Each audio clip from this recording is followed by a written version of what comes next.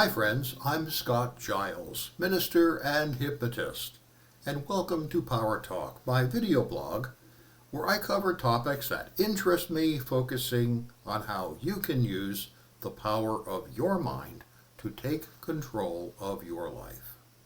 If you want to know more about my professional work or sign up for my free e-newsletter, Power Lines, check out my website, which I'll tag in the description. Well, today I want to talk about a medical circumstance, the steadily rising incidence of autoimmune disease. Now, as I do so, I must remind you that I am not a physician, and this video is not medical advice. It's merely my opinion. If you think you have an autoimmune issue, please consult your physician at once. Now, an autoimmune condition is when the body attacks itself. There are more than 100 such conditions known: rheumatoid arthritis, lupus, MS, scleroderma, psoriasis, type 1 diabetes, and many others. But even apart from these, there is a list of non-specific conditions, such as leaky gut, that are thought to be related to autoimmune difficulties.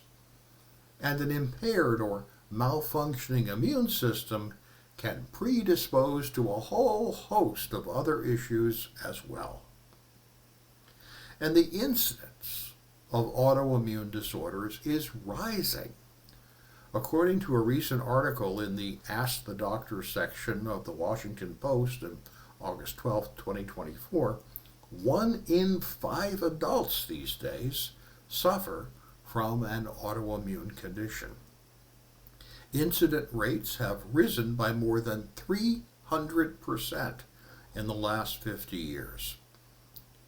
Now, some of that can probably be explained as modern medicine simply recognizing and diagnosing these conditions more, but the data shows that people are coming down with these conditions at younger and younger ages than ever before. And in fact, there's a new category that's been created called early onset autoimmune disease. And if a person has early onset autoimmune disease, they are much more likely to develop other autoimmune disorders as they age. Now, we used to think, and when I was in school we were taught, that the cause of these conditions was genetic, but that explanation has pretty much broken down. Genes are important, but we're starting to see these illnesses diagnosed in populations where they've never been seen before, so there is little genetic basis or inheritance for them. For example, inflammatory bowel disease such as Crohn's disease or colitis are becoming increasingly common in South America, Africa, and Asia, where previously they were almost unknown.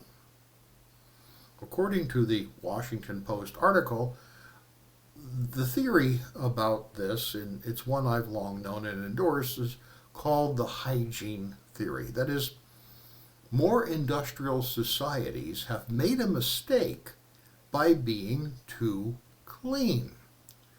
Simply, dirt is good for you. Exposure to animals as a child is good for you too. A rich and varied diet as a child is good for you. Growing up in a sanitized and controlled environment does not allow your immune system to develop properly, and as a result, it tends to go haywire.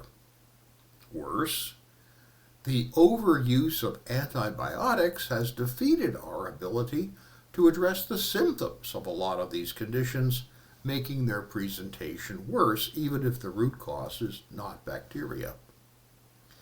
Another popular theory, and one I also believe is valid, is that these disorders are on the upswing because of additives and hormone-like substances in our food. That's why I personally run an organic scratch kitchen in my home. There is an awful proliferation of sugar in our food, which is why I advocate a sugar divorce to my clientele and maintain one myself. And there is a list of other concerns that may be relevant. There's a connection to modern birthing practices, to COVID, and so on. Well, all of this is enough to get one good and terrified. There have actually been some historians and scientists who argue that modern technology, modern medicine, some mass agricultural practices, and so on, is in fact toxic. That if we use it, we weaken ourselves. Now, I get that, but I think that's probably an overstatement. People used to die much younger than they do now on average, so we're doing something right. Returning to a primitive state of nature society may address the autoimmune issue, but that will not matter if more people are dying young. So where I come down on all of this is that I strongly suspect there is another factor. I think it's clear that genetics, hygiene, adulterated food, and all of that have a role. But I think the worldwide increase in dysregulated immune responses is caused by the social stress of modern life. When I look at the populations that historically have had little autoimmune disease, but who have it now, we see that they are also developing a Western lifestyle. When I was representing the Hypnotist Union in the AFL-CIO, they sent me to George Meany University in Washington, D.C. to learn about the history of organized labor. One of the points made by the speakers was that a medieval peasant, a sharecropper working in the field belonging to one of the nobles, had better work-life balance than we do today. When you add up all the Sabbath days and the religious festivals, a medieval peasant had 1/3 of their time off, plus a whole winter where labor was reduced and you mostly sat around a fire with your family. Simply, the human body was never evolved to deal with the social and occupational stress we put on our bodies today. And our bodies are breaking down in response, and autoimmune disease, I believe, is one of the ways we see that. The solution? Well, short of packing up and moving to the backcountry to live in a tiny off-the-grid homestead, we need to do a better job of coping with the demands of our culture.